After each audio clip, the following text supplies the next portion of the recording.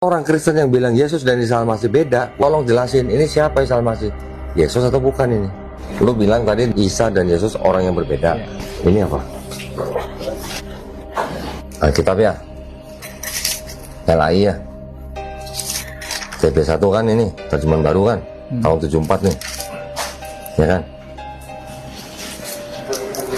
Kitab suci Injil. Siapa nih? LAI Jakarta. Sama kan sama ini?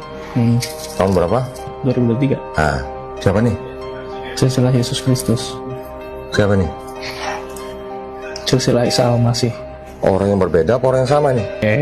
Shalom, salam sejahtera di dalam nama Tuhan Yesus. Saya ucapkan selamat hari Minggu, selamat beribadah bagi kita semua. Nah, sebelum saya berangkat ke gereja, saya ingin membuat video sebuah tanggapan terhadap pernyataan atau hasil dari sebuah bincang-bincang mu'alaf ini tentang nama Yesus.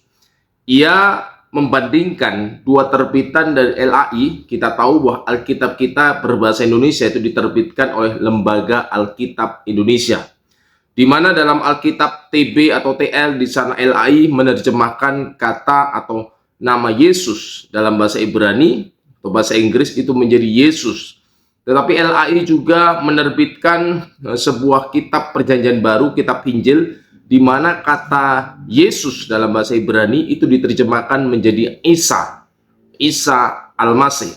Nah, kira-kira seperti itu.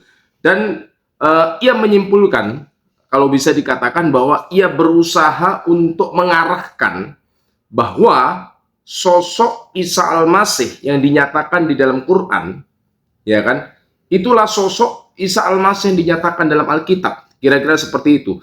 Hendak dinyatakan bahwa orang Kristen seharusnya percaya bahwa Yesus itu ya Isa.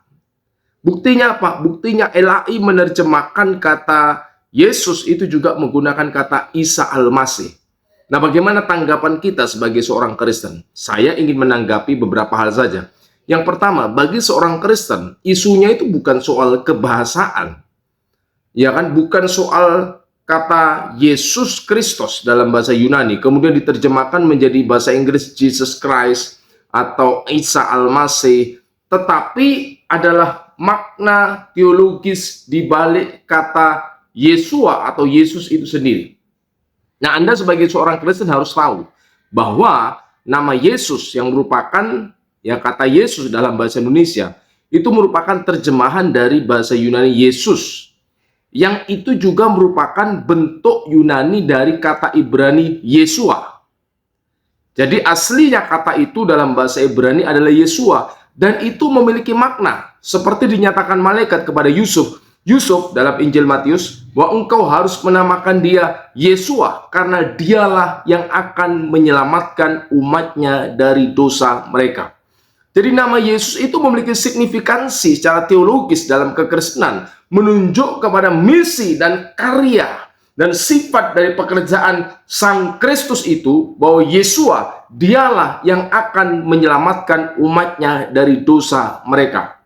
Nah, kalau saya baca tulisan ini, tulisan Geoffrey Parinder dalam bukunya Jesus in the Quran, dia mengatakan dalam bab tentang Jesus, tentang Isa di bab kedua, bahwa nama pribadi Yesus, nama diri Yesus in the Quran, ya kan, adalah Isa, kata dia, yang digunakan dalam makna pribadi tetapi tanpa penjelasan lebih jauh.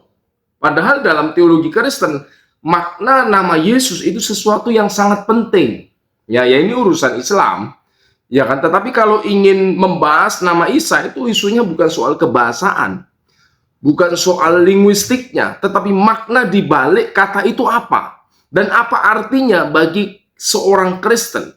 Apa artinya cara teologis nama itu seperti yang dinyatakan dalam kitab Perjanjian Lama dan kitab Perjanjian Baru. Jadi kalau kita telusuri, kata Isa itu memang bisa ditelusuri secara kebahasaan dari bahasa Aramaik Yesu.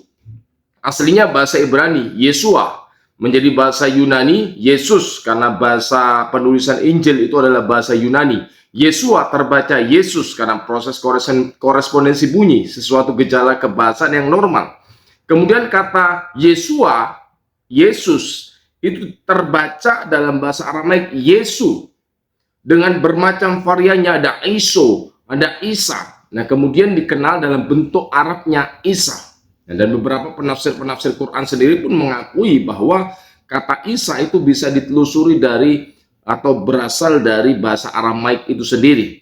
Dan kalau kita melihat berdasarkan penelitian dari Geoffrey Parinder ini, tahun 571 itu ada biara Kristen yang bernama Isania, artinya pengikut Isa di wilayah Syria. Artinya nama itu juga memang digunakan oleh orang-orang Kristen. Meskipun orang-orang Kristen Arab lebih familiar menggunakan kata Yesua ketimbang Isa. Yesua karena mirip dengan pelafalan dalam bahasa Ibrani Yesua. Nah, tetapi sekali lagi isunya bukan soal linguistiknya, kebahasaannya, tetapi makna di balik nama itu. Yang kedua, bagi seorang Kristen, ya ini harus kita jujur, kita akui, kita bisa bersama-sama dalam konteks sesama warga bangsa Indonesia, meskipun kita ada perbedaan, dan kita tidak berusaha menutupi perbedaan itu.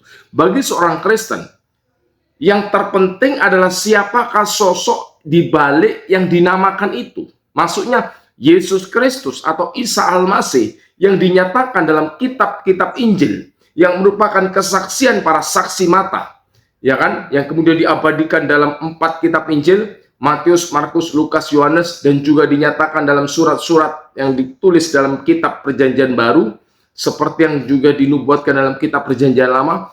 Itulah yang diyakini sebagai sosok Yesus yang historis, Yesus yang diyakini dipercaya oleh umat Kristen. Dan iman Kristen itu tidak mempercayai pernyataan-pernyataan dari sumber-sumber yang lain. Ya kan? Karena itu ketika muncul Injil-Injil palsu di abad ketiga, abad keempat, abad kelima, yang banyak sekali yang tidak bisa membuktikan asal-usul sejarahnya dan akal rasulinya yang bisa dilacak sampai para rasul, kekristenan jelas menolak karena sumbermu dari mana? Engkau tidak memiliki mata rantai sejarah. Ada Injil Filipus, Injil Thomas, ya kan, Injil-Injil Gnostik, Injil Yudas, dan lain-lain. Iman Kristen jelas menolak itu, bukan karena gereja ingin memberangus, tetapi memang Injil itu tidak bisa dibuktikan akar sejarahnya yang langsung secara akar sejarah dan teologisnya yang bisa dilacak langsung sampai kepada Yesus Kristus. Karena itu Kristen jelas menolak. Nah, demikian juga kalau kemudian orang ini berusaha menyamakan Yesus Kristus atau Isa Al-Masih dengan sosok yang digambarkan, dikisahkan dalam Quran. Karena kalau Anda baca ada terjemahan Quran berbahasa Inggris juga menggunakan kata Jesus Christ. Tetapi tentu umat Kristen tidak mempercayai gambaran Yesus yang dinyatakan di dalam Al-Quran. Nah, ini tentu hak pribadi seorang Kristen tanpa kita berusaha kemudian mencampuri urusan internal agama lain. Nah, kalau umat Islam punya keyakinan yang lain, ya silakan. Tetapi bagi seorang Kristen, Yesus Kristus yang digambarkan dan dinyatakan dalam kitab-kitab Injil, itulah tokoh Yesus Kristus historis yang dipercayai oleh umat Kristen. Jadi bukan sekedar soal namanya, Yesus Kristus, Isa Al-Masih, asal itu pribadi yang dinyatakan dalam kitab-kitab Injil, Perjanjian Baru. Itulah Yesus yang sejati yang dipercaya oleh umat Kristen. Nah, kiranya apa yang saya sampaikan ini memberikan pencerahan bagi kita semua. Tuhan Yesus memberkati.